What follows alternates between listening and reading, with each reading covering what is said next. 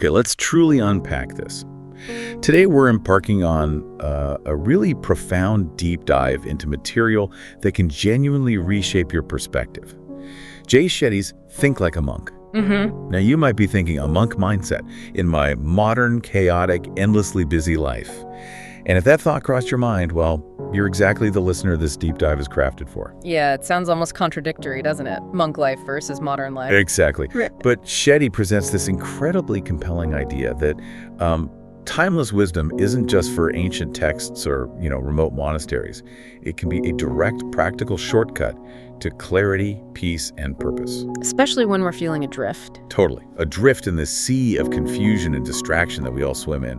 And he's not advocating for renouncing everything and living in a cave. No, not at all. It's about a practical, really accessible mental transformation that starts right where you are right now. What makes Shetty's insight so compelling, I think, is his utterly unique personal journey.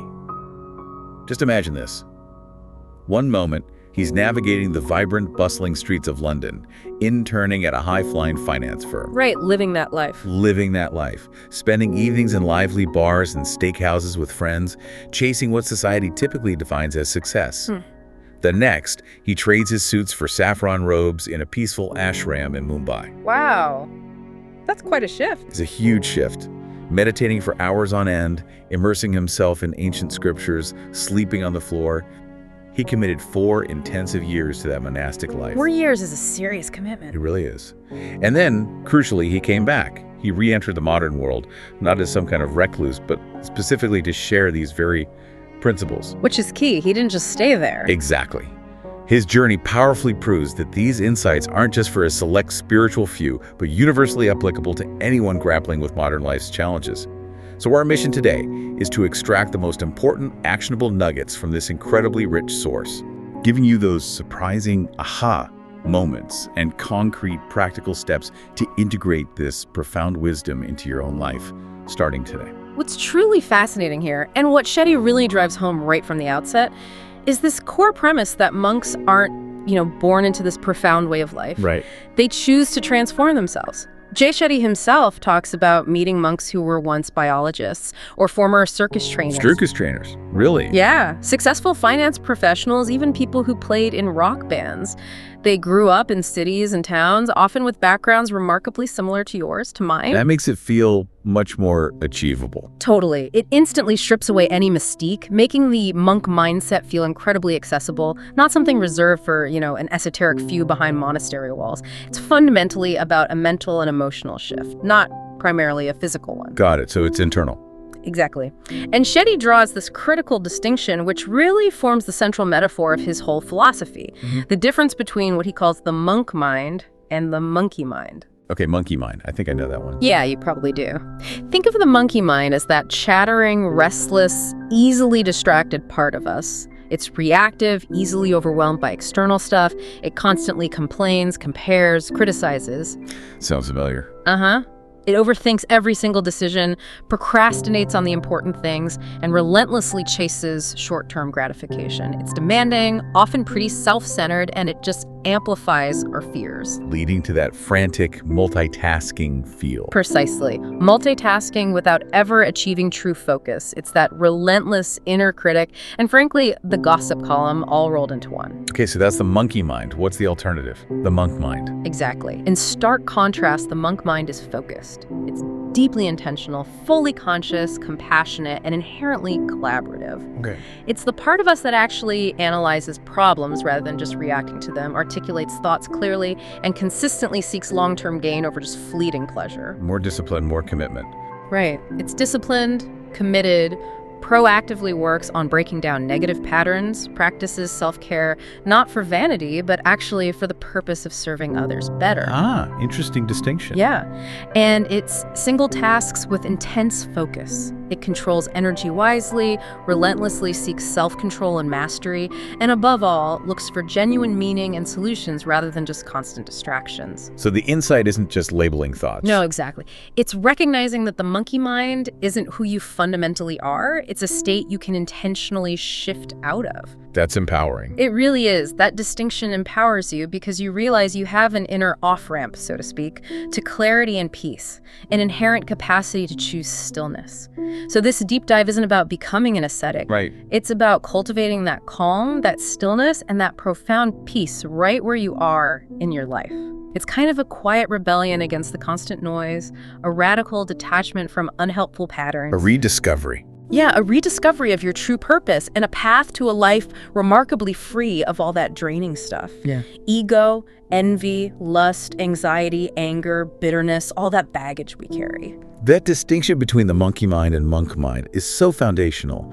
It really sets the stage perfectly for the first transformative stage Shetty talks about, letting go. And again, this isn't about, giving up everything you own. It's more about stripping away the external influences and those internal obstacles that subtly, or sometimes very overtly, hold us back from our true selves. The noise, basically. Yeah, the noise. And the very first, maybe the most profound idea under this umbrella is about identity. Shetty quotes the sociologist Charles Horton Cooley, who penned this really mind-bending statement. I remember this one. He goes, "I am not what I think I am, and I am not what you think I am. I am what I think you think I am." Whoa. Okay, say that again slowly. Right.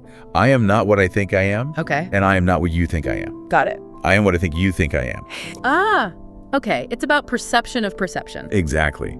It highlights how profoundly our self-image, our very sense of worth, even our efforts at self-improvement, are often driven by these imagined ideals of what we believe others perceive us to be. That's huge. Give me an example. Well, think about it.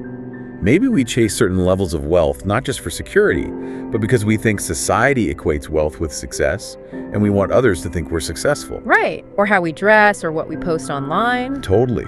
We meticulously tailor our appearance, our social media profiles, even our opinions sometimes, based on what we perceive will be judged as acceptable or impressive by others. He mentions Maria in West Side Story. Oh, yeah. Yeah, when she meets Tony, someone who's genuinely captivated by her, what's her very next song? I Feel Pretty. Her self-perception is so easily swayed, so externally validated. Wow. How much of our own pretty or successful is just that, a reflection of an imagined gaze? It's a deep question. And Shetty shares his own incredibly relatable and frankly brave story that brings this home. His family and friends, like many families, had a very clear, kind of narrow definition of success. Doctor, lawyer, failure. Oof. That's intense pressure. Huge pressure. So when he chose to enter the ashram, to pursue this path so radically different, the reactions were intense, heartbreaking even. People said things like, he's been brainwashed, he's going to waste his life, he's failing at life. Wow. From his own family and friends. Yeah, it really brings up that universal question, doesn't it? How do you live authentically, aligned with your deepest values, when you face the very real risk of jeopardizing relationships, of disappointing people you love? That's the million-dollar question. What does he say? He acknowledges that losing those relationships is a real risk, a pain sometimes worth bearing for authenticity. But he also points out that finding a way to keep those relationships, but on your terms, is a profound challenge worth taking on. So it's not always about cutting ties. Not necessarily. He emphasizes relying on your own direct experience. He had tested both lives, the demanding finance world and the quiet ashram. He felt amazing, truly fulfilled after his time in the ashram. After his finance job, he said he just felt hungry for dinner. Okay, that's telling. That direct, felt experience helped him understand his own values, separate from what everyone else thought. It's so true how much of our perceived identity is just external projection. And if we connect this to the broader monastic tradition, this whole idea of letting go of perceived identity links directly to something called Sedo-Dharmarjanam in Sanskrit. Okay, what's that? It basically translates to the clearance of the impure mirror of the mind. Monks historically remove worldly distractions, like maybe giving up excessive speaking or strict celibacy or renouncing possessions. They're the classic monk stuff. Yeah, but not as ends in themselves. It's a rigorous means to an end. It's a method to create this profound internal space to quiet the external noise so they can focus entirely on finding deeper meaning and mastering their desires. So Shetty isn't saying we have to do all that. No, absolutely not. He wants to help you recognize and filter out the constant noise of external influences that cloud your self-perception. This process of clearing the dust helps you see if your values truly reflect you, your inherent nature, rather than what external pressures or other people's expectations have kind of implanted there. Which leads right into values. Where do they even come from? Great question. It's rarely a conscious, thoughtful process, right? Shetty emphasizes they're largely defined by our early experiences. Were you born into hardship or luxury? How did your parents praise you or, criticize you? What ideals did you absorb from family, school, early friendships? Okay, that makes sense. Our upbringing. Definitely. But beyond that, Shetty highlights what he calls the media mind game. Think about it. Movies, music, books, TV shows, and especially social media. Oh yeah, social media. It's constantly feeding our minds with subtle and sometimes not so subtle suggestions about what we should want, who we should be, how we should live. When we're immersed in celebrity gossip, bombarded by images of unattainable success, or just constantly scrolling through curated lives, It messes with you. it totally messes with you. Our values can become subtly tainted with envy, judgment, competition, and this pervasive sense of discontent. This constant barrage of messages profoundly shapes what we think we should desire and how we believe we should define our lives. It's a powerful, often invisible force. So what can you do about it? Well, as a practical try this exercise, Shetty suggests really carving out some time to reflect deeply on your core values. Ask yourself, what are they? Really, where do they actually come from? Are they truly authentic to me? Like questioning them. Exactly. Yeah. For instance, if getting good grades was a primary value your school instilled, was it genuinely aligned with real learning and curiosity, or was it just an external measure of success you absorbed? Good point. This whole process of self-inquiry begins with cultivating space and stillness. There's this fascinating study, I think, from University of Virginia and Harvard researchers. Yeah. They found people often preferred giving themselves electric shocks over simply being alone with their thoughts for just 6 to 15 minutes. Get out! Electric shocks. Seriously, this profound aversion to silence, this ingrained need to constantly fill our minds with stimulation, means that default, unexamined values often just creep in from our distractions, passively watching TV, endlessly checking social media. So if you don't make space, Exactly. If you don't intentionally create space to reflect, your deepest values can become whatever those constant distractions subtly implant. okay, so reflect on origins. Then what? Then the crucial next step is to consciously curate your values. Yeah.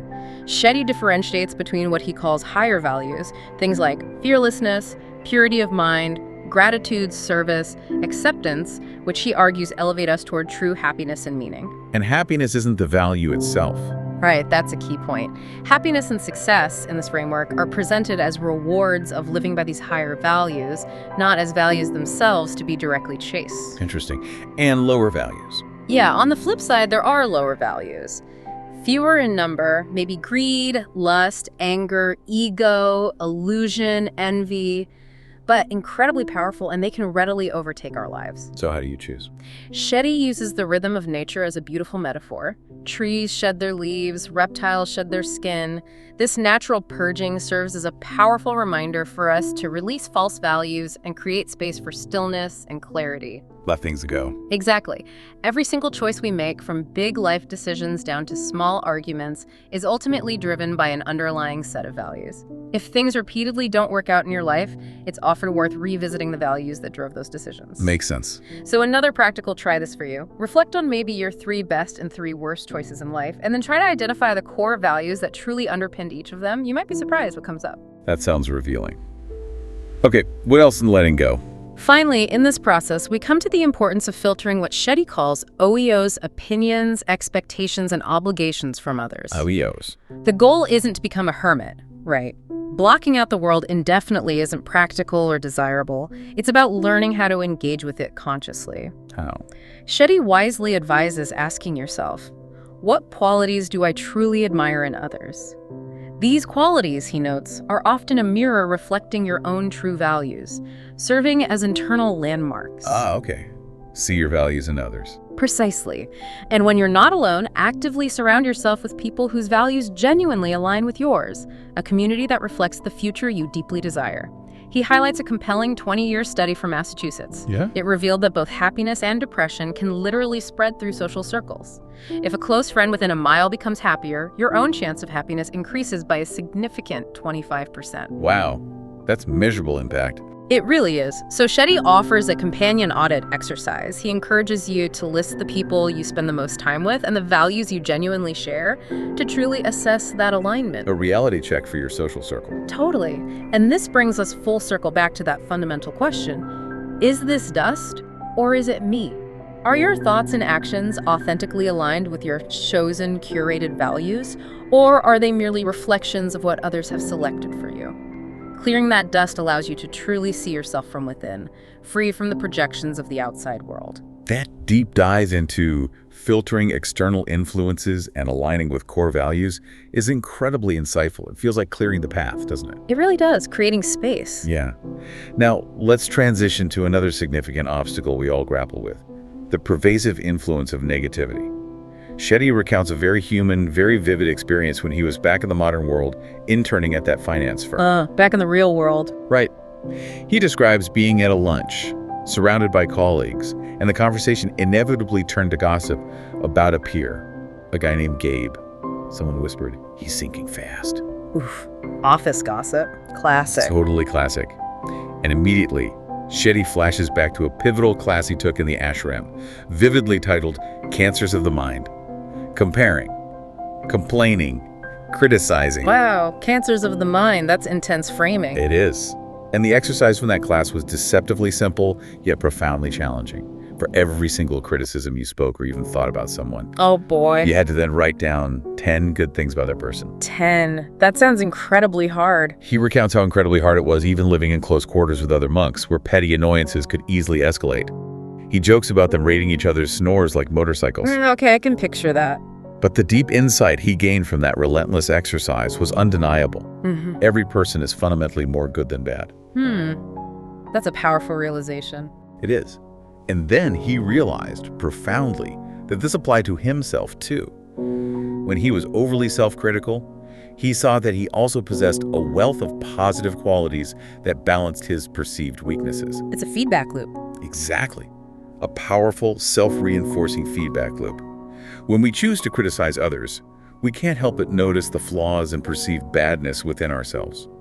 But conversely, when we actively choose to look for the good in others, to truly appreciate them, we naturally start to see the best in ourselves too. That makes so much sense. So back at that finance lunch, when his colleague nudged him, inviting him into the gossip about Gabe, Shetty simply responded, "Oh, I don't know," and then skillfully, intentionally shifted the conversation to something more positive, like someone else's recent success. He didn't preach, just redirected. Right. He didn't want to be the morality police, but he absolutely didn't want to participate in the negativity because he understood its insidious power. That's a perfect illustration of a core monastic principle, really echoing the Buddha's timeless advice. Do not give your attention to what others do or fail to do. Give it to what you do or fail to do. Focus inward. Right. While gossip can sometimes serve a function like regulating behavior in a group or confirming shared values, Shetty, and frankly most wisdom traditions, agree it's far more often used to put others down or to subtly bolster our own status at someone else's expense. Yeah, that feels true. And our brains, as social creatures, are kind of wired to conform, right? To prefer the comfort of like-mindedness. Think of Ash's famous line experiment. Where people pick the wrong line just to fit in. Exactly. People went against their own eyes just to agree with the group. If we're constantly surrounded by negativity, whether online or in person, we inevitably start to filter the entire world through that very same cynical, critical lens. It just becomes our default operating system. Scary thought. So how do monks handle it? They approach negativity by actively cultivating the practice of becoming an objective observer. Okay, what does that mean practically? It means stepping back emotionally to find understanding without immediate judgment. Father Thomas Keating, a Catholic monk Shetty quotes, suggests that we don't have to be upset by others' treatment of us. We can consciously choose our freedom and refuse to be perturbed. Choose not to be upset. Easier said than done sometimes. Oh, for sure. But from this perspective, negativity is viewed as a trait or maybe a learned behavior, not someone's inherent identity. Jay Shetty uses this beautiful analogy that a person's true inherent nature is like the sun. Okay. Which is always there, even when it's obscured by temporary clouds of negativity or difficult emotions. And when someone lashes out or hurts you, it's almost always because they are hurting, and their pain is simply spilling over. Or people hurt people. Exactly. It's like when you squeeze an orange, you get orange juice. Right. The Dalai Lama puts it so succinctly. If you can, help others. If you cannot do that, at least do not harm them. Keep it simple. Shetty reminds us that those seemingly petty, negative thoughts we let swirl in our minds are like mosquitoes. Small, annoying, but utterly capable of robbing us of our peace. Okay, so we need mosquito repellent for the mind. How? Well, monks practice what Shetty calls the powerful spot, stop, swap method to start purifying thoughts. Spot, stop, swap. First, spot the toxic impulse. This isn't just mental, it's active observation. Shetty suggests try this. Try not to complain, compare, or criticize for just 1 week and meticulously tally your failures. Ooh, tallying failures sounds rough. It's not to shame yourself. It's to confront the sheer volume of your own negativity and begin to contemplate its deeper origins. Are you judging a friend's appearance because you're equally hard on your own? Muttering about work because you're avoiding your own contribution? Got it. Awareness first. Yeah. Then stop. Then stop. Once you've spotted the negative thought or behavior, pause. Analyze where it truly comes from. What's the root emotion or insecurity? Okay. And swap. And finally, swap in a new, more constructive behavior. This doesn't mean being 100% positive all the time. That's unrealistic. It means being mindful about how you engage with negativity. Mindful complaining. Is that a thing? It can be. Mindful complaining could involve journaling about upsetting events to foster growth, or, more powerfully, communicating directly and constructively with the person causing the issue, rather than just venting to friends. Ah, turning it productive. Exactly. It transforms complaint from a destructive habit into a potential tool for change. What about comparing? That's a big one. Huge. A powerful antidote to both comparing and complaining is cultivating mudita, or collective joy. Mudita. Collective joy. Tell me more. It's the profound belief that happiness and joy are not finite resources. Shetty says there is always a seat with your name on it, so there's no inherent fear of missing out on others' successes. There's enough to go around. Precisely. If you can genuinely find joy in the successes of your friends, your family, your community, you effectively multiply your own happiness. The material world often subtly trains us to believe success or happiness is a finite pie. Right. If they get some, there's less for me. Yeah. Monks, through this practice, fundamentally challenge that scarcity mindset. They believe in an unlimited abundance of well-being. That's a radical shift. What about criticism? Or worse, anger and grudges? Yes. Then there's the monumental, often daunting task of transformational forgiveness, or kama. Forgiveness. Always tough. It is. Anger is vividly described as a flaming ball of negative emotion that we carry, consuming us from the inside out. Shetty emphasizes that revenge, that primal eye for an eye thing, is fundamentally the mode of ignorance. Why ignorance? Because you cannot fix yourself, you cannot heal your own wounds by attempting to break someone else. In fact, revenge almost always backfires because if the other person doesn't react exactly as you fantasize, You're left even more frustrated. exactly, you're left with even more pain. Forgiveness in this monastic view is primarily an internal action. It's not about excusing the other person or condoning their behavior. It's about freeing you from the toxic grip of anger, resentment, bitterness. It's for you, not them. Primarily, yes. And it's not binary. You don't just have it or not have it. It has levels. Shetty says, zero forgiveness, meaning you're still stuck in anger, is the bottom rung, but even that is higher than actively seeking revenge. Okay, so how do you even start? Practical steps can be incredibly therapeutic. Writing a letter to the person who hurt you without sending it. Acknowledging your own shortcomings by listing what you might have done wrong, starting with, please forgive me for. Ooh, taking responsibility. Even if it's just a small part. And then maybe recording yourself reading that letter to become an objective observer of your own emotions. Remember that squeezing analogy. When you squeeze someone full of pain, pain comes out. Forgiveness helps diffuse that pain for you, and ideally, maybe for them too eventually. Diffusing the pain, I like that. Even simply wishing others well internally can profoundly help dissipate negativity within you. But negativity isn't always bad, right? Like constructive criticism. Great point. Negativity in its raw form is part of human experience. We tease, we provoke, we connect over shared grievances sometimes, but there's a crucial line between negativity that helps us navigate life, like constructive criticism, and negativity that simply puts more pain into the world. Like gossip that just tears people down. Exactly. Shetty notes figures like Ellen DeGeneres built careers on avoiding making fun of people, aiming for the audience to feel good. Monks, he observes, despite their austere image, are profoundly playful. They laugh easily. So it's not about being humorless. Not at all. The core point is to dig to the root of your negativity, understand its origins, and be mindful and deliberate in how you manage the immense energy it absorbs. When you genuinely stop being curious about others' misfortunes and start taking sincere pleasure in their successes, you are, in essence, healing yourself. Spot, stop, swap, forgiveness, mudita. That's the toolkit, letting go through recognition and forgiveness, actively spotting, stopping, swapping negative patterns for self-discipline, and ultimately for genuine bliss.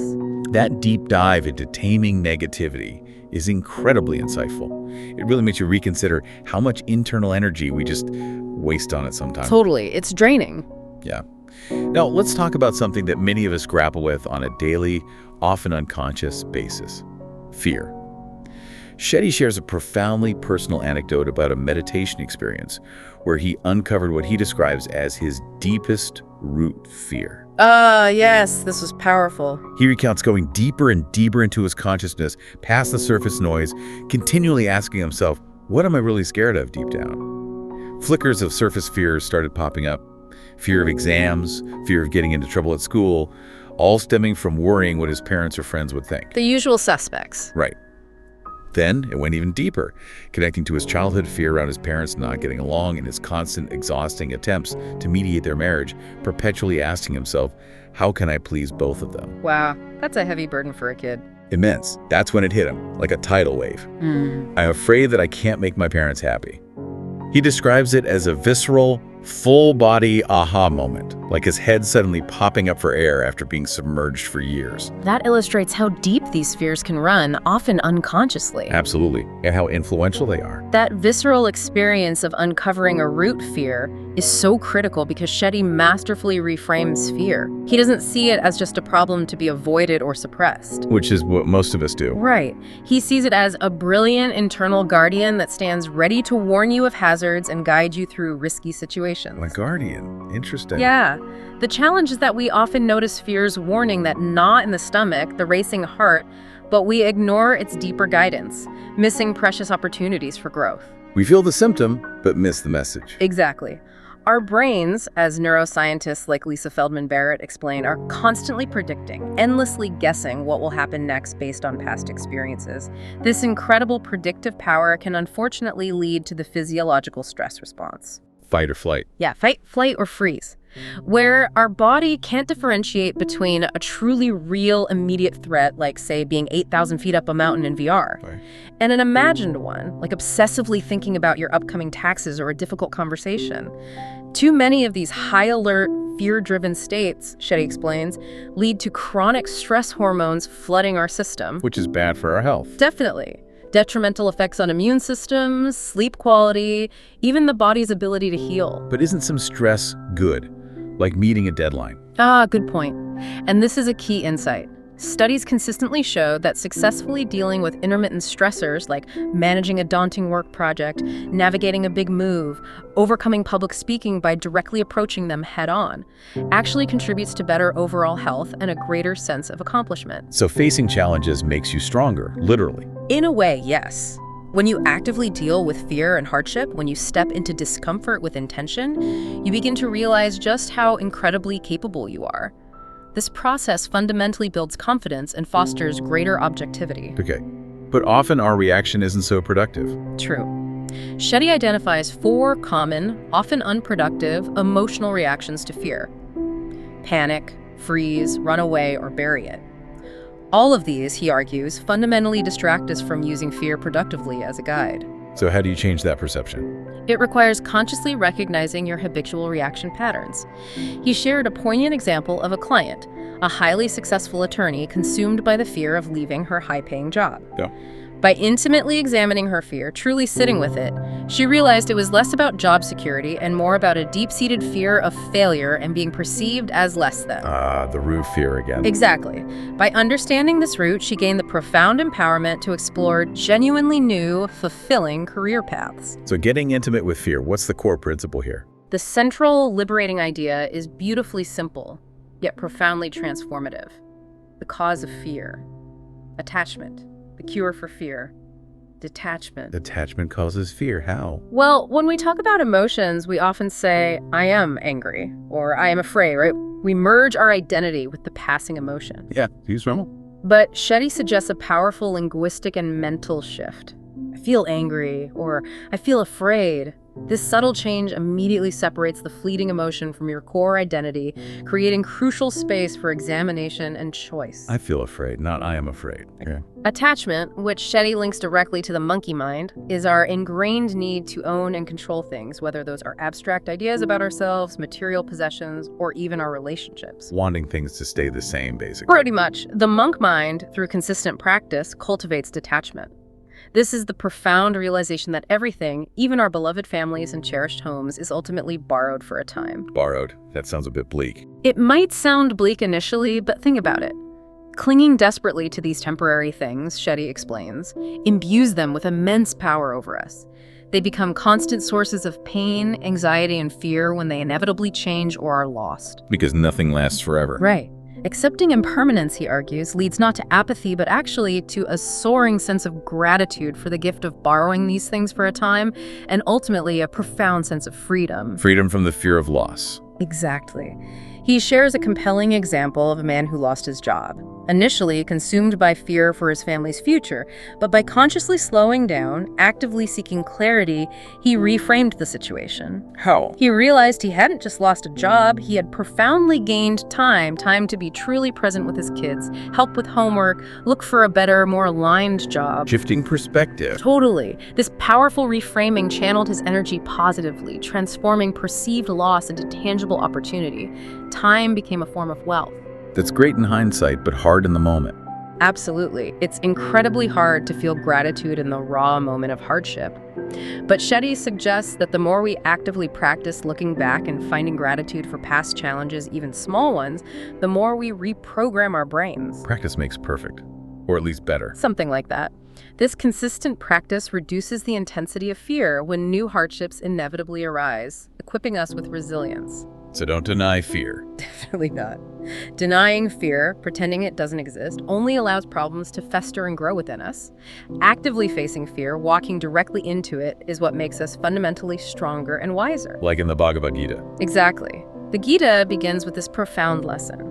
Arjuna, a brave warrior, is overcome by fear facing his own family on the battlefield.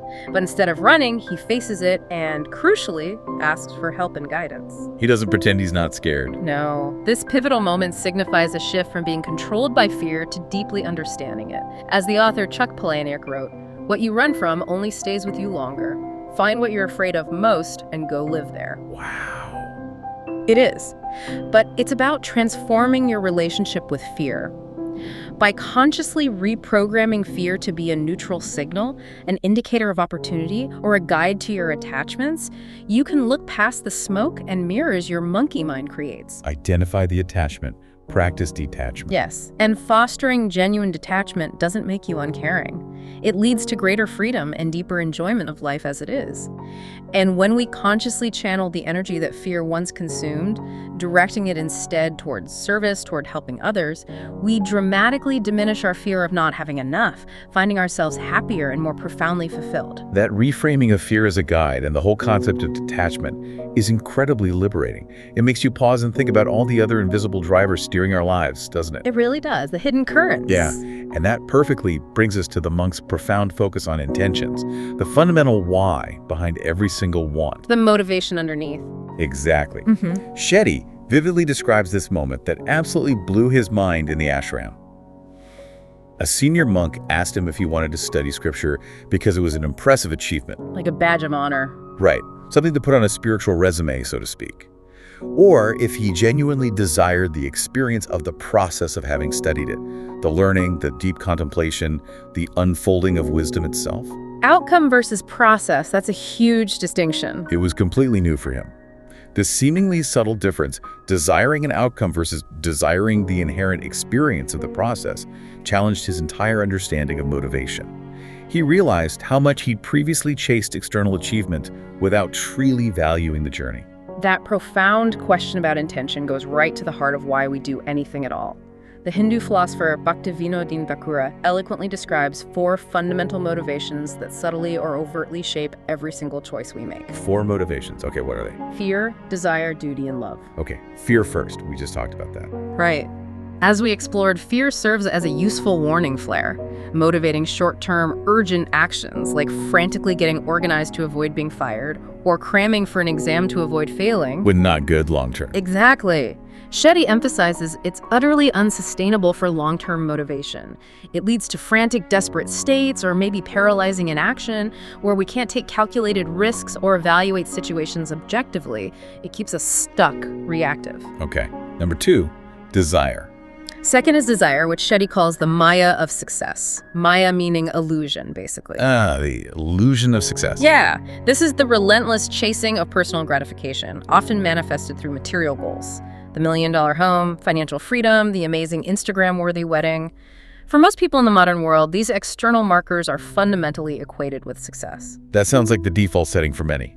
It often is. But to live intentionally, the monk mindset compels us to dig to the deepest why behind these wants. This isn't a quick answer. It requires repeatedly pausing with honest self-inquiry and asking why again and again, like a curious kid. Keep asking why. Yeah. Shetty, like a seasoned monk, zeroes in on these profound questions. For example, if someone wants to sail solo around the world, continually asking why might initially reveal intentions like adventure or freedom. Seems reasonable. Sure. But digging deeper could expose a hidden desire for external recognition, or maybe a need to prove something to themselves or others. The crucial step here is to be utterly honest about your true intentions. Don't pretend it's about service if you're primarily seeking material success or ego gratification. Be honest with yourself. Totally. Digging deep often reveals an underlying internal feeling you're truly seeking, like happiness, security, confidence. Or sometimes it reveals envy, which, surprisingly, can alert you to a hidden need for personal growth. Envy is a signal. Interesting. Okay, third motivation. The third is duty. This involves acting out of a sense of obligation. Could be working a job just to pay rent or taking care of family responsibilities. Which can be good, right? Fulfilling. It absolutely can be profoundly fulfilling. But Shetty warns that it can also lead to deep resentment if those duties aren't genuinely chosen and aligned with your personal values. It just becomes a burden rather than a purposeful contribution. Right, if you feel trapped by it. Exactly. And finally, the fourth, the highest motivation in the monastic view, is love. Love. This is acting purely for the benefit of others, with zero expectation of personal gain. Shetty profoundly states that this, and only this, is the true path to lasting happiness and fulfillment. Fear, desire, duty, love. Okay, but just having good intentions isn't enough, right? Absolutely not. True intention demands action to help those seeds of purpose grow. This isn't about wishful manifesting from your couch. Right, gotta do something. As Martin Luther King Jr. famously said, "Those who love peace must learn to organize as effectively as those who love war." Nobody, Shetty reminds us, is going to create our lives for us. We have to actively engage. So do the work. He emphasizes exactly that, do the work.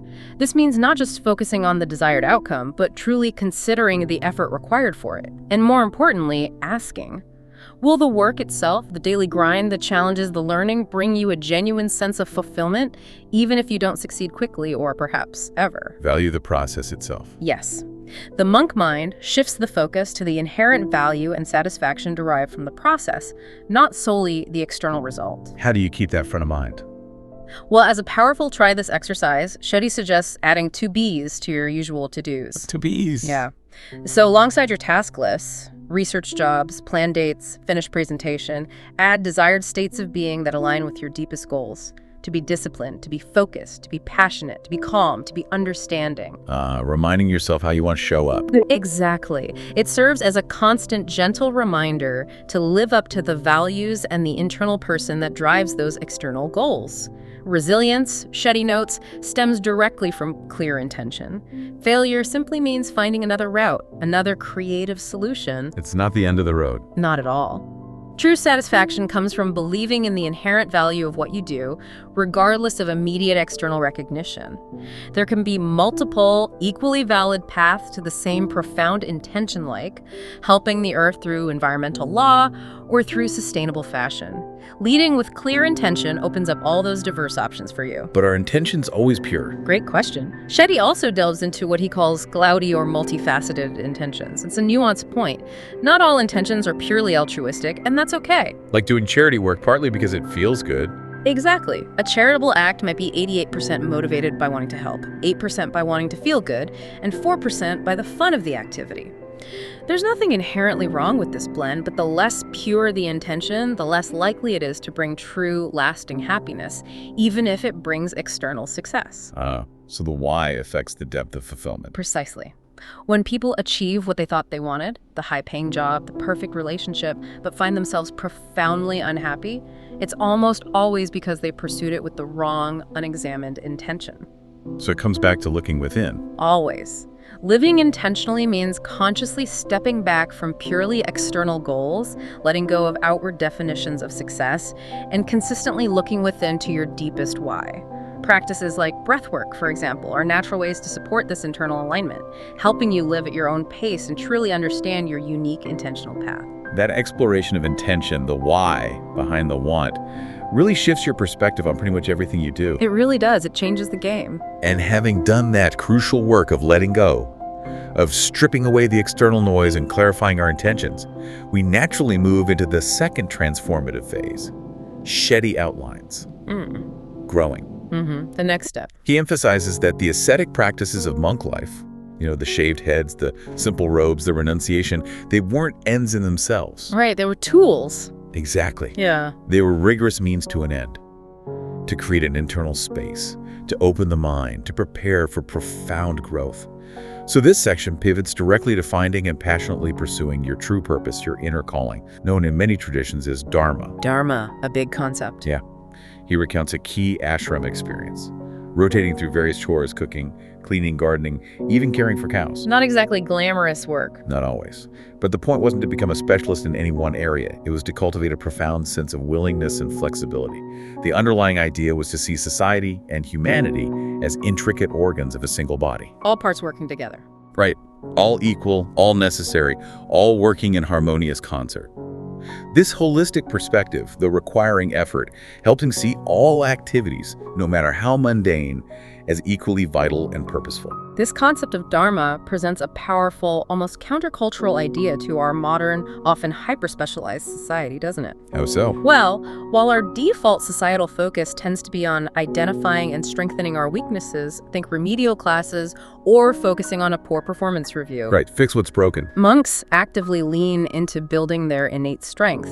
Sister Joan Chittister, a revered Benedictine nun, eloquently highlights that our very limitations, paradoxically, make space for the gifts of other people. Limitations create space for others. I like that. It's a beautiful thought. Now, this isn't an excuse for avoiding emotional weaknesses like a lack of empathy or compassion, obviously. It means distinguishing genuine inexperience from a fundamental, deep-seated weakness. Okay, so focus on strengths. Jay Shetty himself provides a fantastic, inspiring example. He used to absolutely despise public speaking. Really? Jay Shetty? Yeah. He recounts a mortifying school assembly where kids openly laughed at him. His parents, perhaps sensing a deeper potential, compelled him to take drama classes, which gave him the skill. Okay, so he learned the mechanics. Right. But it wasn't until that skill truly connected with his dharma, his profound purpose of sharing wisdom and helping others, that he truly embraced it and, well, soared. When skill met purpose. Exactly. To truly unveil your unique dharma, you must align with your deepest passion, identifying those activities you both genuinely love and are naturally good at. Shetty introduces a practical tool for this: the quadrants of potential. Okay, quadrants, lay them out. Quadrant 2, where you are good at something and you love doing it, that's the ideal sweet spot, your natural flow state. Makes sense. Good at it, love it. However, many people, he notes, spend the vast majority of their careers stuck in Quadrant 1. They are good at something, but they honestly don't love doing it. The golden handcuff situation, maybe. Could be. Or just inertia. The crucial transformative question then becomes, how do you consciously move more of your time, your energy, your focus toward Quadrant 2, even within your existing job or life circumstances? You don't necessarily have to quit your job tomorrow. Not at all. Shetty's own experience at Accenture after his ashram time is a perfect illustration. He confesses he was terrible at Excel spreadsheets. A common finance tool. Totally. But his deep-seated passion was for wisdom, mindfulness, sharing ancient insights. So rather than just grinding away at Excel, he took a proactive step. He offered to teach a mindfulness class to his immediate working group. Just offered it. Yeah. This seemingly small, organic act snowballed into a massive opportunity. He was invited to speak at Twickenham Stadium, a huge venue in front of 1,000 people, famously sandwiched between the CEO and a revered rugby legend. Wow, talk about pressure. He describes being absolutely terrified, but he consciously calmed himself, repeating the mantra, just be yourself and do my own dharma perfectly instead of trying to do anyone else's. And how did it go? The response was astonishing. A pin drop silence, followed by profound appreciation. This was a monumental tipping point for him, a powerful affirmation that his weird monk-only philosophy was not only relevant but deeply needed in the modern corporate world. That's incredible. And they excel. He still, to this day, jokes he doesn't know how to use Excel, but he unequivocally found his dharma. So the lesson is, find ways to do what you love where you are. Exactly. Actively look for and create opportunities to do what you truly love in the life you already have, rather than waiting for a massive career change or a lightning bolt of inspiration. Think of Leonardo DiCaprio. Actor, right? Brilliant actor, yes, but he dedicates significant time and energy to environmental advocacy, seamlessly integrating his passion with his platform. Shetty shares the story of a lawyer whose passion was baking. She started baking Mondays at her firm, bringing in treats, transforming her week. Injecting dharma energy. That's a great way to put it. Inject that dharma energy into your workplace, your hobbies, your volunteer efforts. Even if you don't initially love all aspects of your strengths or your current role, you can find meaning by actively linking that passion to learning and growth. Tell yourself, I'm learning how to work in a global team, which will be invaluable. Or, I'm honing budgeting skills, essential for my future skate shop. Connect it. Okay. How do you identify that passion or skill set more deeply? He called it Varna. Yeah, Varna, your unique passion and skills, that innate inclination. Shetty suggests a powerful, reflected best self exercise. Exactly, best self. You reach out to people who know you well and ask them to share specific moments when they saw you truly at your best, thriving, impactful, fully alive. Then you look for patterns in their responses. See yourself through others' eyes when you were shining. Precisely. It can reveal your deepest strengths and passions. This provides a nuanced view. Monks, after any activity, would engage in similar self-inquiry. What did I genuinely like? Am I good at it? Do I feel driven to improve? Was the discomfort positive growth or negative draining? Constant self-awareness. Yeah, this level of questioning opens up entirely new ways to leverage your passions. What does it feel like when you are living your dharma? Dharma has distinct, palpable characteristics. You often experience flow where time vanishes. There's an effortlessness, even in difficult tasks, because it aligns with you. You feel a deep comfort and innate sense of being right, even amid uncertainty. Consistency. Yes, consistency and improvement. The more you do it, the better you get, the more joy you find. And crucially, it fosters positivity and growth. You compare less. Rejection feels like information, not a personal slight. So it feels. Right. But is it easy? Not always easy, but right. And ultimately, Shetty emphasizes dharma is your responsibility. You are the one who designs and sets up your life to live your purpose. You can't expect your manager or partner or society to perfectly recognize and fulfill it for you. It's an active pursuit. You have to drive it. You have to drive it. It's also vital to stretch your dharma. While it represents your natural state, its potential range can be far beyond your current comfort zone. If your dharma involves speaking, maybe scale from 10 to 100 people. You might have to push against natural inclinations, like Jay Shetty, a self-proclaimed shy person, does to connect with people for his higher purpose. And dharma can evolve. Absolutely. Consider Emma Slade. Banker, held hostage, became a Buddhist nun, but found her dharma ultimately evolved into founding a charity, cleverly using her financial skills for service. Wow. She calls it the lotus flower analogy. Life's challenges, even its muddiest experiences, can provide the fertile ground for your deepest growth and purpose to blossom. And knowing your purpose, living your dharma, becomes infinitely easier when you consciously use your time and energy wisely. That's such a powerful framework for understanding and pursuing purpose, your dharma. And of course, knowing it is one thing, but consistently living it, manifesting it daily, relies heavily on how you manage your most precious resources, time and energy. Absolutely fundamental. Which brings us directly to the monk's profound approach to routine. As the Dalai Lama wisely said, every day, think as you wake up, today I am fortunate to be alive, I have a precious human life, I am not going to waste it. Setting the intention right from the start. Yeah. Cultivating deep intentionality from the very moment your eyes open. Shetty offers a sharp critique of our modern morning habits, though. He points out that a staggering 85% of us need an alarm clock to wake up. Guilty. Most of us are. He provocatively calls it a profound failure of self-respect and of priorities. Meaning our bodies aren't truly ready to wake naturally, suggesting a deeper imbalance. Ouch. Okay. What else? Even more startling, almost a quarter of us reach for our phones within 1 minute of waking, and over half within 10 minutes. Also guilty. Checking emails, news. Right. Think about that transition. You go from deep unconsciousness to suddenly processing a mountain of information, emails, headlines, social media notifications within minutes. It's jarring when you put it like that. Humans, like complex machines, aren't built for that kind of sudden mental and physical shift. We immediately get overwhelmed with stress, pressure, anxiety. We're basically programming our bodies to operate in low-level stress mode all day. And that feeling of always rushing. Yeah, always feeling like you have just enough time. That often means you don't have enough time. Rushing breakfast, skipping self-care, leaving the bed unmade. Yeah. It all reinforces that feeling of being perpetually behind. Okay, I get it. What's the alternative? Well, as a practical try this, Shetty suggests easing yourself into an earlier wake-up time.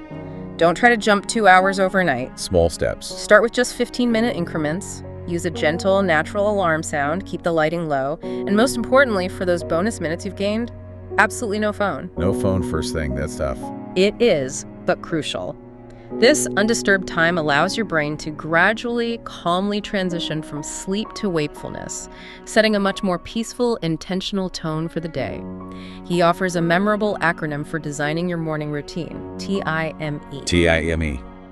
Thankfulness, insight, meditation, exercise. Each component helps cultivate presence and positive energy before the day's demands fully kick in. Thankfulness, insight, meditation, exercise. Got it. But isn't the evening important too? Hugely important. Shetty emphasizes that your morning routine, profoundly, is defined by your evening routine. How so? If you genuinely want to wake up with purpose and clarity, you must establish a healthy, restful evening routine that sets you up for success.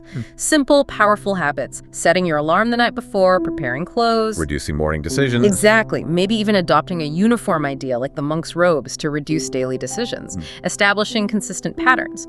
Christopher Sommer, the gymnastics coach, advises elite athletes to limit extraneous decisions because each one, however small, depletes mental energy. Save brain power for what matters. Precisely. By settling into predictable patterns and making non-essential decisions the night before, you conserve precious mental energy for the truly important choices and challenges the day brings. You get a head start. Okay, so routine isn't boring, it's freeing. That's the goal. The ultimate goal of all this preparation, of building intentional routines, is to bring conscious awareness and purpose to every single moment. Monks, Shetty observes, live by routines every moment of the day. Sister Joan Chittister notes that scheduled time for prayer, work, recreation leads to profound inner serenity and freedom. Routines root us. Root us. How? Shetty shares a beautiful practice from the ashram, the daily walk. Monks would take the exact same familiar path every day, but were instructed to actively look for something new each time. Find new in the familiar. Exactly. It's a profound lesson in presence. He references that fire extinguisher study where most people didn't know where the nearest one was in their own office. Because they saw it but never noticed it. Right. Monotony, Shetty warns, is the biggest threat to the freedom and mental space routine offers. Consciously seeking the new within the familiar constantly rewires your brain to pay attention, stay curious, remind you life isn't as predictable as we assume. Bringing awareness to mundane tasks, too. Absolutely. Think of the monk instruction to chew your drinks and drink your food during silent lunch. Chew drinks, drink food. Yeah.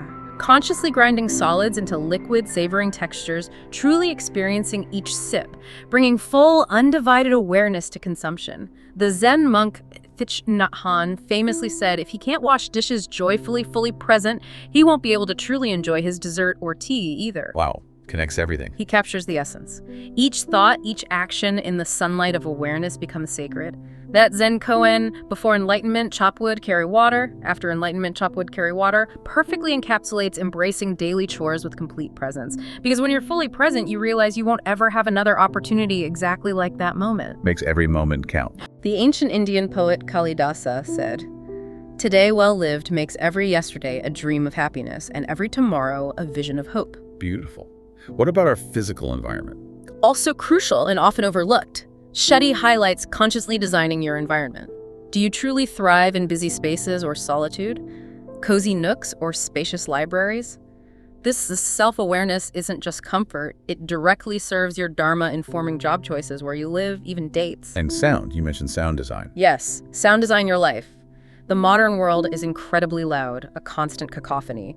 Even subconscious processing of background noise adds cognitive load, drains energy. Instead of just tuning it out, deliberately choose sounds. A gentle alarm, uplifting audiobooks, inspiring music. Curate your soundscape. Exactly. Replicate the curated piece of an ashram, consciously shaping your internal state. Finally, multitasking. Good or bad? Mostly bad, according to this view. He delivers a sharp critique. Multitasking doesn't make us more efficient, it erodes focus, overstimulates the dopamine reward addiction pathway, leading to what he calls a dopamine hangover.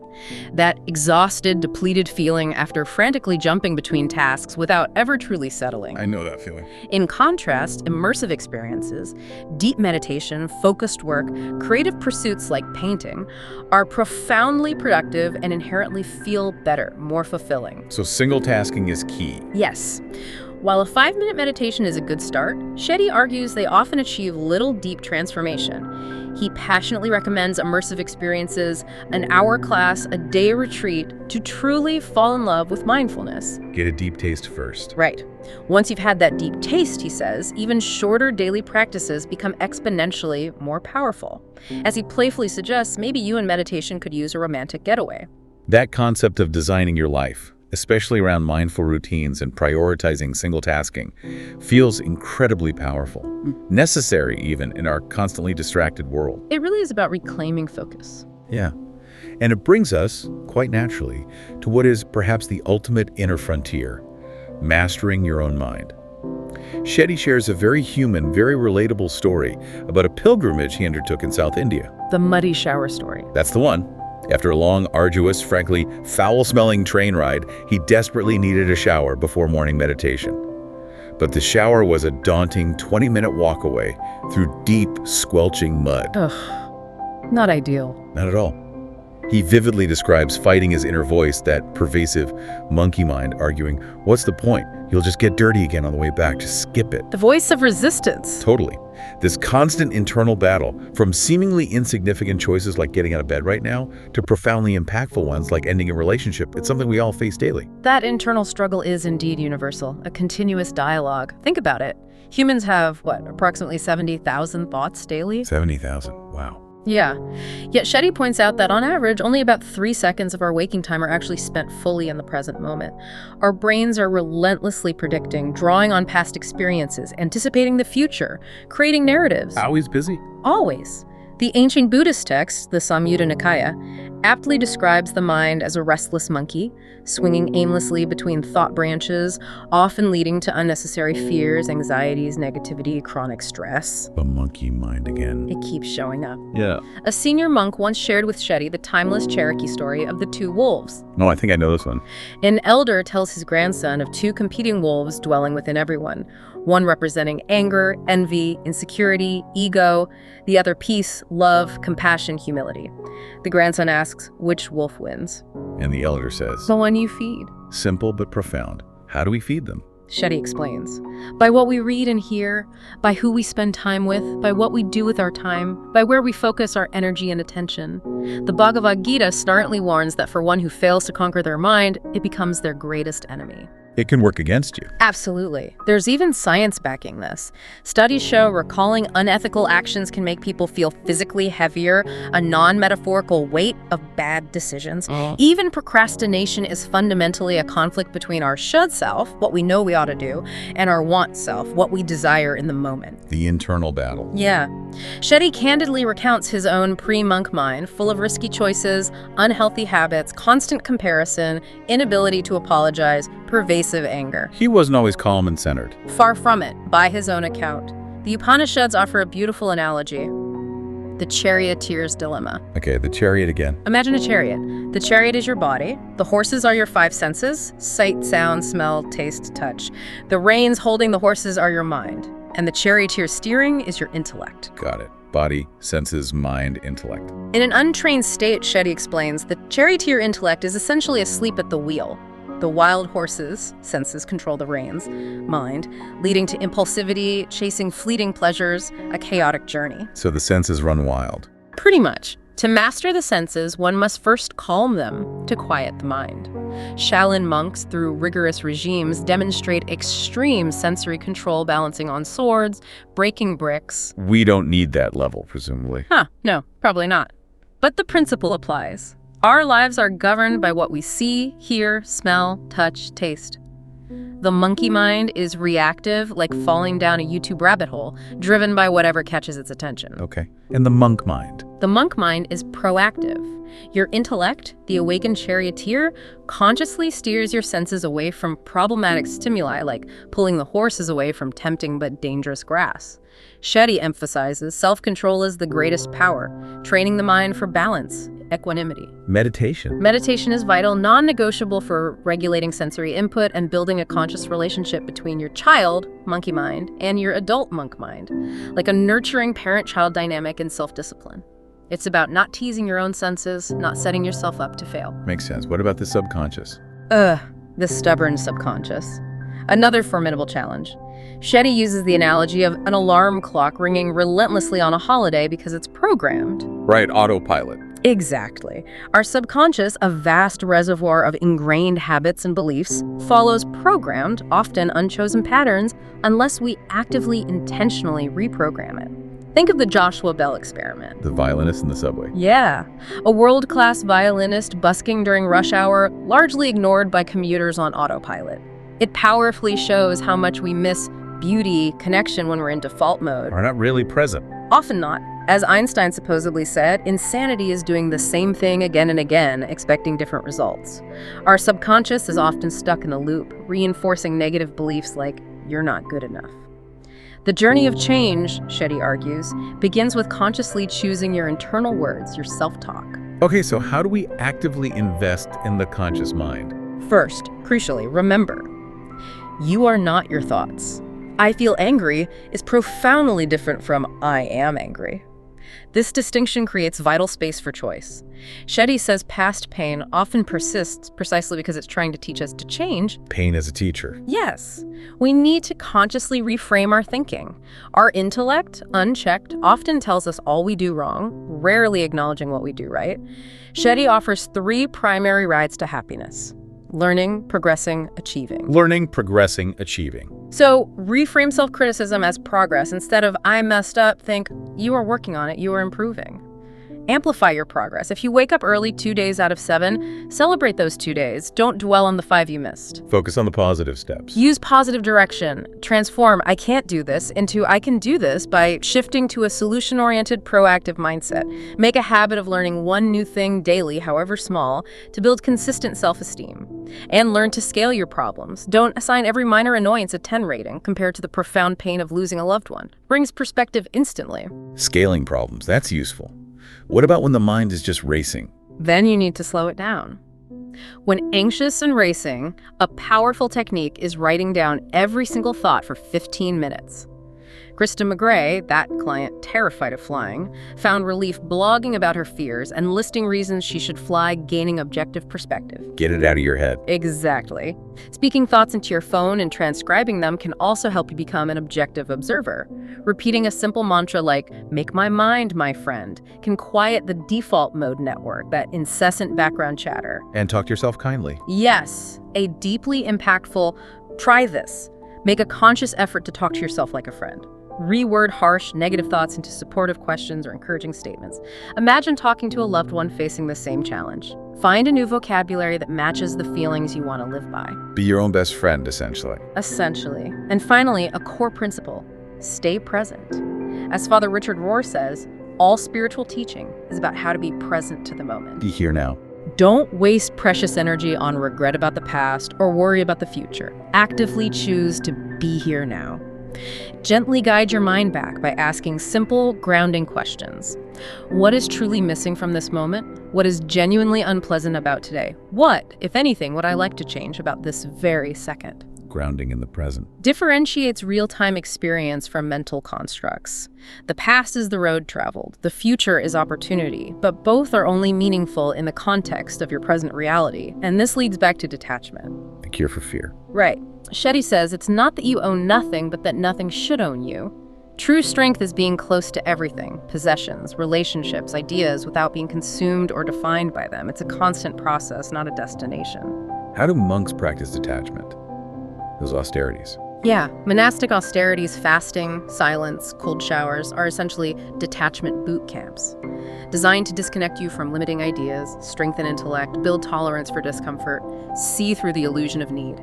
Fasting clears the mind, silence forces introspection, cold heat builds pain tolerance, reminding you of inner resilience. So how do we detach, practically? Shetty offers a variation of spot, stop, swap for attachments. First, spot the attachment. What's driving your boredom, FOMO, loneliness, craving? Next, stop and rethink. Can you add, subtract something? Limit exposure. Finally, swap in a new behavior. Full immersion, like a retreat, versus gradual change. Link willpower to positive habits. Gym curbs sugar cravings. It's a skill to cultivate. Absolutely. Cultivating inner peace is a skill, like physical fitness. Matthew Ricard, the happiest man in the world, built resilience through consistent practice of compassion, joy, freedom. Waking the charioteer, mastering your mind, is an everyday practice, as consistent and essential as showering. The deep exploration of mastering the mind truly feels foundational, doesn't it? Transforming our inner landscape. Absolutely. Getting the inner house in order. And once we've done that crucial work of looking inward, of growing our understanding and control over our own thoughts, the next essential step in this monk mindset journey is looking outward, consciously giving. Shifting the focus. Yeah. This begins with something incredibly profound, yet often misunderstood or superficially practiced in our modern world: gratitude. As the Buddhist nun Pema Chodron so wisely puts it, appreciate everything, even the ordinary, especially the ordinary. Moving beyond the hashtag gratitude. Exactly. It's about moving far beyond a performative hashtag on social media and truly digging to the root of everything you've been given, acknowledging the vast network of support and blessings that hold you up. Benedictine monk Brother David Steindl-Rast offers a beautiful definition. He sees gratitude not just as a fleeting emotion, but as the feeling of appreciation that comes when you recognize that something is valuable to you, which has nothing to do with its monetary worth. Value beyond money. Like what? Anything. A simple act of kindness, an unexpected opportunity, the comfort of a new pillow, a cherished memory of a blissful moment. And modern science now unequivocally backs this ancient wisdom. How so? Countless studies link consistent gratitude practices to significantly better mental health, enhanced self-awareness, stronger relationships, and a greater overall sense of fulfillment. It's not just a nice feeling, it's a powerful tool for well-being. Okay, so it's beneficial. How did Shetty learn this? He shares one of his most memorable lessons in gratitude from his ashram days. New monks were given a seemingly simple task: write about an undeserved experience. Undeserved, okay. Almost without exception, every single student initially chose negative scenarios: a premature death, a severe accident, a lost love, some misfortune. Because they felt they didn't deserve that were bad. Exactly. The teacher then delivered the profound, humbling insight. Not one of them had written about a wonderful thing that had come to them by sheer good fortune or kindness, something they received entirely through no effort of their own. Wow. We focus on undeserved bad, not undeserved good. Precisely. Shetty reflects that we are so readily accustomed to thinking we don't deserve misfortune, yet we often fail to recognize, let alone embrace, the profound blessings we do receive. He says this simple exercise transported him to the first time he truly felt deep, visceral gratitude for the life he had taken for granted, finally recognizing the countless opportunities and gifts he'd been given. That's a perspective shift.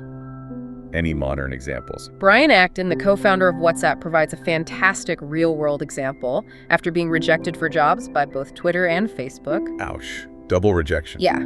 He consciously chose to tweet his gratitude. After Twitter, he said, that's okay, would have been a long commute. After Facebook, it was a great opportunity to connect with some fantastic people looking forward to life's next adventure. You didn't get bitter? No. He chose to see possibility.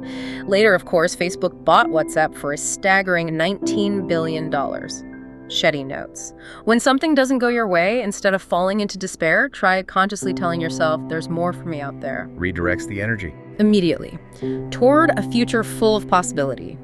Grateful living, at its core, means seeing every single moment as a gift and an invaluable opportunity. As a powerful try this for you, reflect on past unpleasant experiences, a tough education, a failed project, a painful breakup, and actively find ways they are now worthy of gratitude. Find the lesson or the growth? Exactly. Even more challenging, experiment with anticipating gratitude for current unpleasantness, trusting that it holds a hidden lesson or opportunity. Trusting the process. Okay. What about how gratitude affects others? It functions as a powerful feedback loop, a virtuous circle. Shetty vividly described how a friend sending him a simple thank you note for a dinner party immediately returned profound joy to him. Your gratitude for what you receive organically inspires you to give, and your giving in turn inspires others' gratitude. It ripples outward. Totally. This aligns perfectly with Buddha's timeless teaching that kindness and gratitude are symbiotic, intertwined forces. Your own acts of kindness, especially involving genuine sacrifice, teach you intimately what it takes to be kind, enabling true, deep gratitude when kindness is extended to you. Understanding through doing. Yes. Studies, like those from Harvard and UC San Diego, powerfully demonstrate kindness is contagious, even among strangers. When players in a game received generosity, they were significantly more likely to act generously themselves later. This ripple effect encourages us to be kinder to yourself and then let your kindness flood the world. Kindness to strangers, too. Absolutely, often overlooked. Shetty recounts an Uber driver patiently waiting for him to say hi back, a simple acknowledgement that made a difference.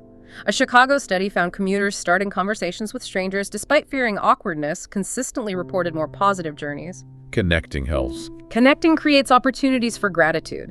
Shetty tells the beautiful salt and water story. Salt and water. Imagine pain as a fixed amount of salt. Put it in a small glass of water, your isolated world. It tastes unbearably bitter. Put the same salt into a vast lake, an expanded, connected world. The salt is barely tasted, its bitterness diminishes. So broaden your world to dilute pain. Don't be the glass, become the lake. As a profound try this, consider volunteer work. It invariably broadens perspective, alleviates negative emotions by shifting focus, and inspires immediate, tangible gratitude for your own circumstances and ability to help. Makes sense. What about expressing gratitude directly? Ultimately, profound gratitude involves consciously expressing it to those who mean the absolute most. Shetty suggests a powerful try this. Writing a heartfelt gratitude letter to someone who made a real, transformative difference. You don't even have to send it. The act itself is therapeutic. But not gratitude for trauma. He clarifies that, absolutely. It's not about being grateful for trauma or wrongdoing, that's invalidating. It's about focusing on healing internally from those experiences, finding silver linings or growth. Why not choose to be grateful for what is and what is possible? When you cultivate gratitude, it naturally generates kindness, and that kindness reverberates powerfully through communities. That insight into gratitude truly opens your eyes to interconnectedness. How much we receive, how much we can give. It shifts you from lack to abundance. Yeah. And that naturally leads us to the crucial topic of relationships, which, let's be honest, can be incredibly difficult, confusing, often messy in our modern world. Understatement of the year, maybe? Right. Shetty highlights how genuine community is inextricably linked to longevity, drawing on Dan Buettner's Blue Zones research regions where people live remarkably longer, healthier lives. A key factor. Close family ties, shared beliefs, healthy social behaviors. Connection matters. Deeply. Deeply. Shetty also shares a very relatable personal experience. His mother's unwavering love, readiness to drop everything for his call, contrasted sharply with his own frustration when others didn't respond quickly enough to his needs. Ah, the imbalance we often create. Exactly. It's a classic trap. Yeah. We often chase or idealize those who don't fully reciprocate, while subtly failing to truly appreciate and return the genuine love from those who consistently do. Monks, in their profound understanding of connection, view love and care not just as one-to-one exchanges, but as an expansive network of compassion. A network. How does that work? Different people in our lives naturally serve different purposes. Peers for camaraderie, students to guide, mentors to learn from. These roles in the monastic view are fluid. Shetty notes even senior monks readily learn from younger ones. Every monk is always simultaneously a teacher, a peer, and a student. Everyone plays all roles. In a way, yes. As a powerful try this for you, reflect on your own lead and follow relationships. List those you teach guides, students, and those you learn from teachers. Then go deeper. Identify what each, surprisingly, could learn from the other, fostering mutual growth. Seeing the two ways okay, how do we assess trust in these relationships? Shetty introduces a practical framework, adapted from J. Patrick Sweeney's Military Leadership 3 C's, expanded to 4 types of trust. 4 types of trust. Let's hear them. 1. Competence. Yeah. Skills, expertise, ability to solve issues effectively. Your doctor, mechanic, that colleague who's great at problem solving. Applicants. 2. Care. Someone genuinely thinking about what's best for you, not just themselves. They believe in you, often a loving parent or supportive friend. Care. Got it. 3. Character. Strong moral compass, uncompromising values, integrity, practicing what they preach. Someone you count on to do the right thing. Character. Makes sense. And 4. Consistency. Reliability, presence, availability through highs and lows. They show up, follow through, a steady presence. Competence, care, character, consistency. The 4 C's. Right. And Shetty emphasizes it is incredibly rare, almost impossible, to find one single person who embodies all 4 perfectly across all domains of your life. We expect too much from one person. Often, yes. He uses his own examples. His monk teacher, Swami, was his profound spiritual guide, character, care, but knew nothing about his modern career. His mother offered immense care and consistency, but he wouldn't ask her for advice on building a global platform. Different people, different strengths. Exactly. We often unwittingly set an impossibly high bar, expecting partners especially to be a complete package, fulfilling all 4 C's always. It's a recipe for unmet expectations and pain. So the mastery is Appreciating the specific kind of trust each person genuinely offers. Realizing a collective network of trust with diverse individuals creates a richer, more resilient support system than any single connection. And critically, asking yourself, what can I offer first? How can I serve? Am I a teacher, peer, or student here? Which of the 4 C's do I give? Meaningful relationships flourish when you play to your strengths and offer them freely. So another try this. Yeah.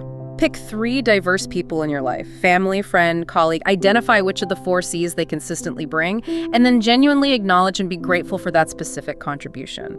And remember, don't promote people without reason to a higher trust level than they've earned through actions. Trust based on experience. Mutual trust requires understanding others as separate individuals, not extensions of our needs. This realistic view also extends to family.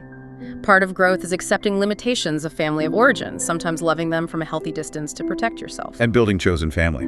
Yes. Building chosen family from the wider world.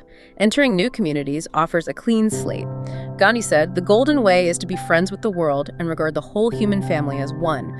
The poem about reason, season, or lifetime friends is helpful too. Understanding relationships have different durations and purposes. Right. And you are also a season, reason, and lifetime friend to others. A try this is to honestly categorize your contacts into these groups.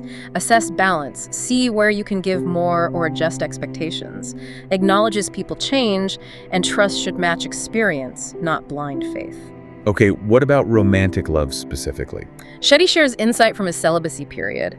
It freed energy for self-awareness, allowing him to become the person I would want to date, rather than looking for others to complete him. Work on yourself first. Yes. He identifies 5 motivations for attraction. Physical, material, intellectual, based on initial chemistry, often lack long-term power. Then, emotional and spiritual about deeper compatibility, profound, lasting connection. Looks aren't everything. Looks aren't who they are. The body is only a vessel. Possessions don't define character. Intellect doesn't guarantee meaning. In all relationships, quality, not quantity, matters most.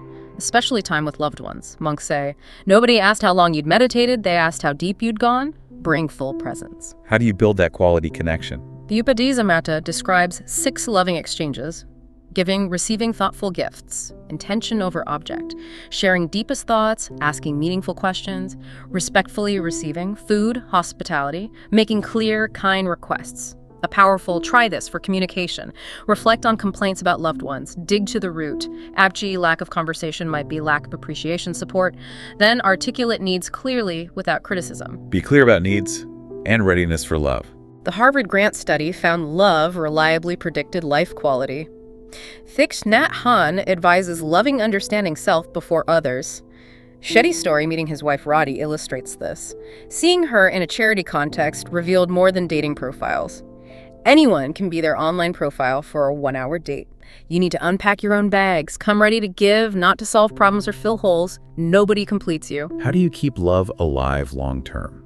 Not longing for the honeymoon phase. That was exciting because it was about creating new memories with energy, openness.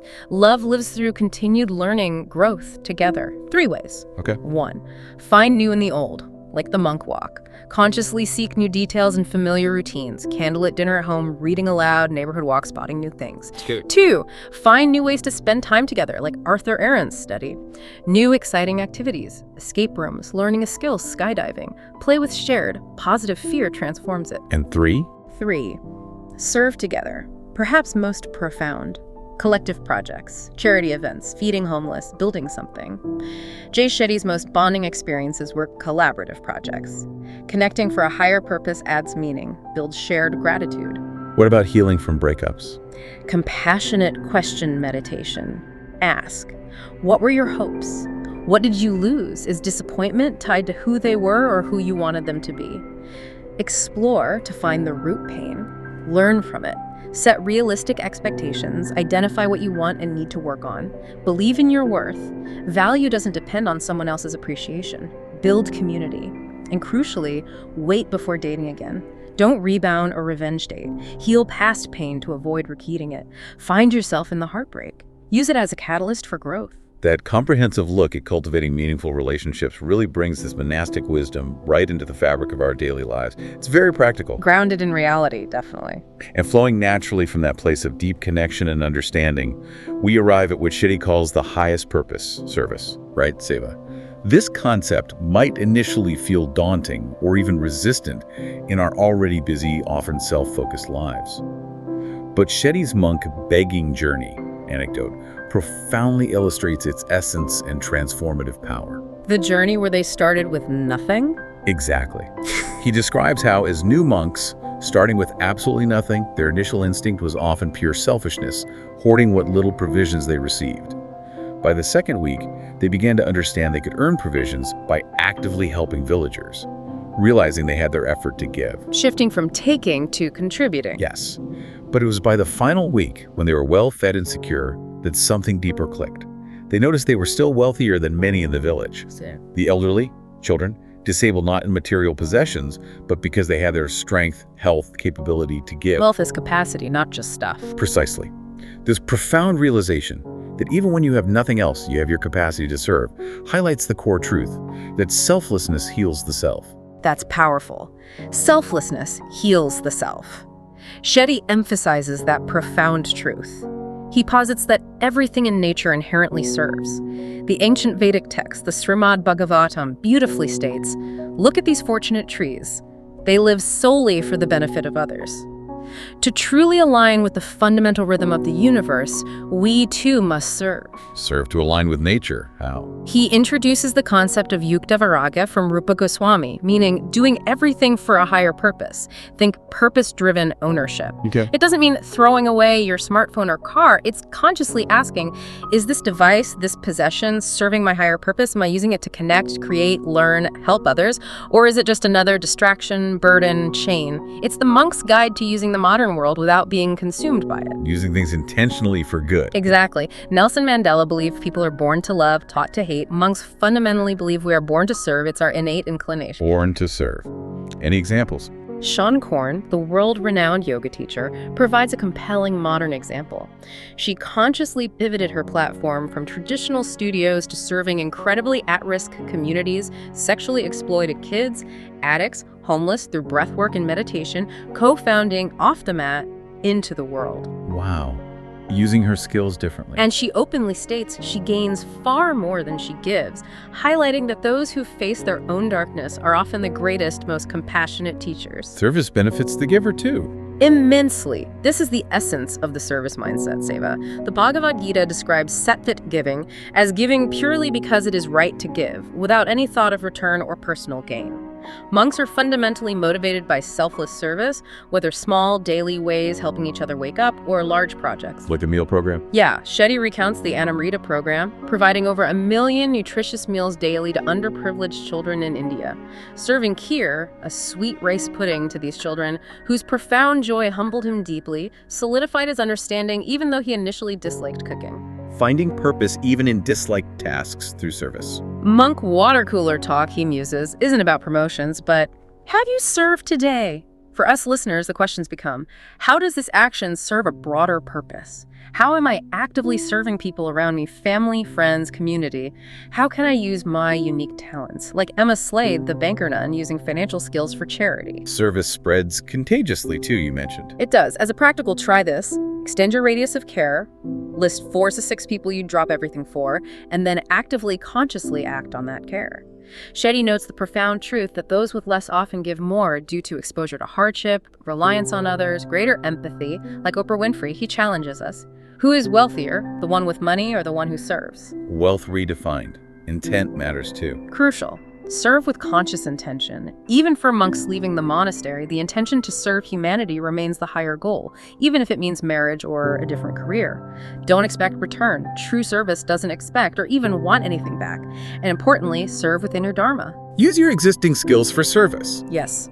Musicians, coders, entrepreneurs, parents, teachers, you can serve profoundly through existing work. It's about the spirit, love and duty versus necessity and force. A practical, try this. List places you spend time, spot service opportunities, pick one to act on. What about personal pain? You can also serve the pain you know best. Identify a personal past pain or struggle, feeling lost, misunderstood, in need, and actively match that experience to a charity or cause where you can serve and help others navigate similar pain. Teen Hotline, Scholarship Fund. Turning pain into purpose. Beautifully put. Finally, Shetty touches on the profound value of sound and moderation. Ancient texts discuss chanting purifying the mind.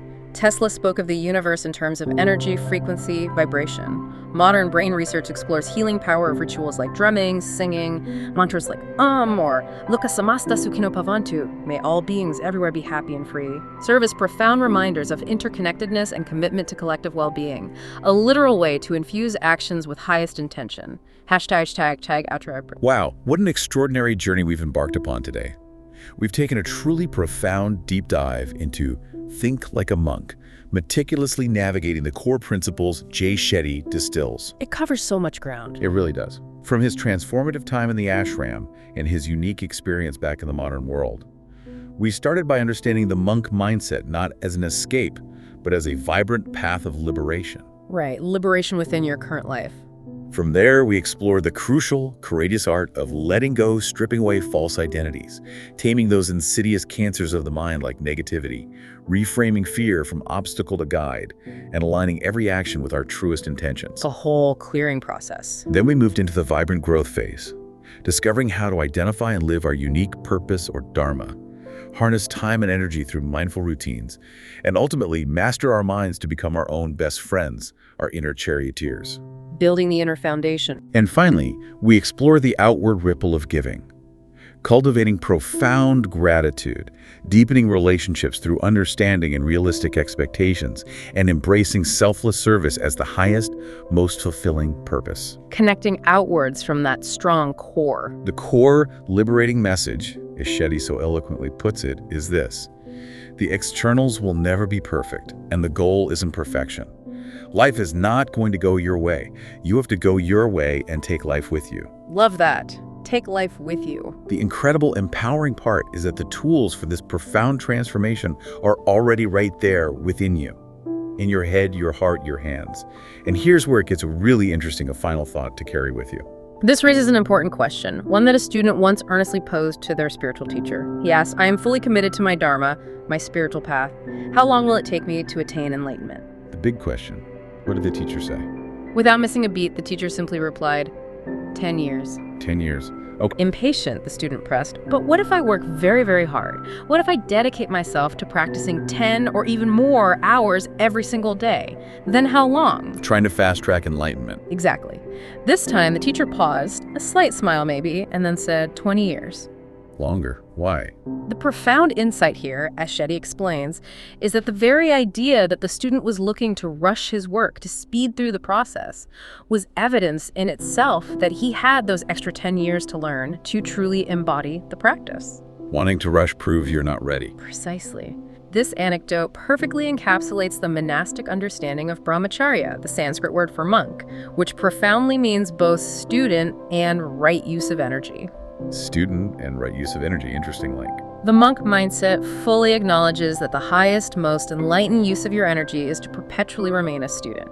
You can never truly cease learning, growing, and evolving, just as you don't cut your hair once and expect it to stay that way forever. Right. It requires ongoing maintenance. Sustaining the monk mindset, cultivating this profound way of being, requires unwavering patience, deep self-awareness, consistent discipline, diligent effort, unwavering focus, and constant daily practice.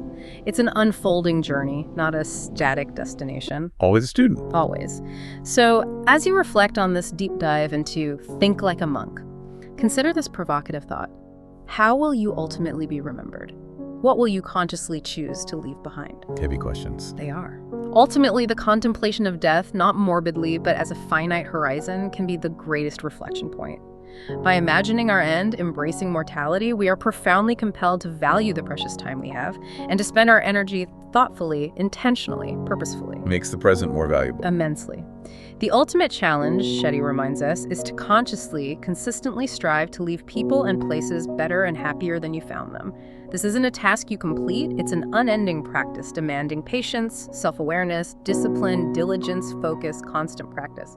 It is hard work, yes. Well, worth it. But as we've explored today, every single tool you need is already right there within you, in your head, in your heart, ready in your hands. An unending practice indeed.